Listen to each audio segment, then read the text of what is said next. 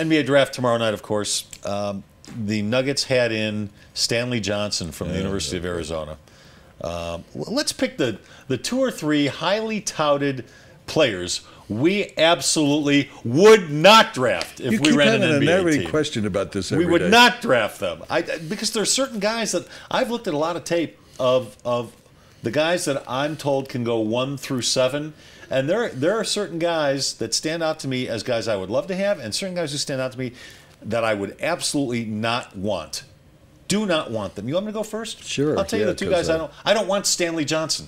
I know. I don't want Stanley Johnson because, well, as one scout put it, his offensive game is a mess. He doesn't look like a basketball player to me. He looks like a guy who doesn't have any idea where to go on the floor. He's got a lousy shot. He looks to me like a football player trying to play basketball. I do not want Stanley Johnson, and I don't want the big Latvian kid. I don't want Porzingis because I think he is a major project, and he's not going to be any good for years, and he's so thin, he's going to get pushed around. I just don't want him. And if the Nuggets draft either one of those guys, I'm going to lose a lot of faith in the Nuggets and their ability to evaluate talent. Well, that's where you and I will be different. I'll give them a chance. I'll take a wait-and-see attitude because that's what you always say. I don't want Justise Winslow. I've done enough research. He is Duke players. There have been a few exceptions of late. Kyrie Irving, but he's hurt all the time. But Duke players, I always say this, and North Carolina players are sort of built into the system. They come and they emerge, and you go, wow, we never expect that. Duke players. Role players is what they end up being, a lot of them. Role players.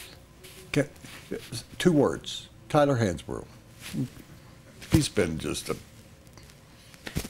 he's been around. Okay. He's just been around. The Nuggets once drafted a player from Duke that was Mark Allery. Yeah, he was just around. He was a nice player. Just any other nice guy. player. They're fundamentally sound. I don't want Winslow. Winslow, I think, is a product of what happened at the end of last year in the NCAAs, and everybody fell in love with him. He's one of those guys you fall in love with in a bowl game or something. No, so I don't like him, and I don't want the coach's son out of that they were crying. The father was the coach, and they got in the NCAAs. I don't want him. I don't know who you're talking about. Well, his father was, anybody know? It was the father's son. They were in the NCAA tournament. They had 2 or 3 upsets. They cried. The father broke his leg. Oh, the Georgia State kid. Yeah. Okay. I don't want him. Because he's going to bring his father. And it's going to be like Jay Cutler.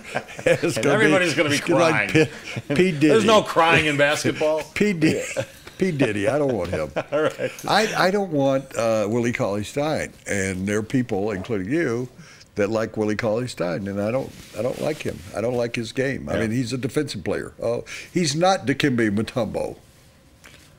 I'd be perfectly happy with Willie Cauley-Stein. That segment sponsored by the Blake Street Tavern. 3 bars under one roof, 18,000 square feet, 60 HD TVs. A bunch of them will have the NBA draft on tomorrow night.